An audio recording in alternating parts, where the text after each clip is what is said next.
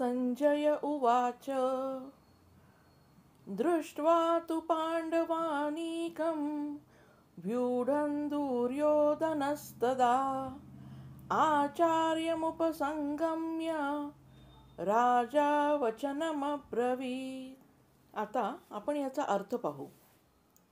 या श्लोकात युद्धाचं दृश्य जरी दिसलं तरी त्यामागे खोल तत्वज्ञान दडलेलं आहे. दृष्ट्वा तु पांडवानीकम, दुर्योधनाने पांडवांचं सैन्य व्यवस्थित आणि ताकदीचं पाहिलं आणि त्याच्यामुळे त्याच्या मनात अस्वस्थता निर्माण होते.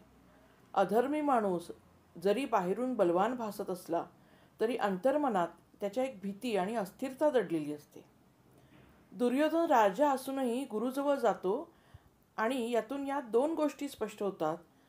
पहिली गोष्ट म्हणजे काय तर अहंकार असला तरी त्याला आधार हवा असतो, आणि दुसरी भीतीचे मूळ पांडवांविषयी नसून त्यांच्या धर्मावर आधारलेल्या संकल्प शक्तीविषयी आहे. या श्लोकात दोन्ही बाजूंमधला मानसिक संघर्ष उगम पावतो. पांडव निशब्द पण व्यूहबद्ध तयार. दुर्योधन बोलतो कारण अंतर्मन गोंधळलेलं आहे. धर्मावर उभा असलेला माणूस निशब्द आत्मविश्वास बाळगतो, तर अधर्मावर उभा माणूस वारंवार बोलून स्वतःला समजावत राहतो. दुर्योधनाच्या बोलण्यापूर्वीच आपल्याला सूचना मिळते की मन गोंधळलेलं आहे.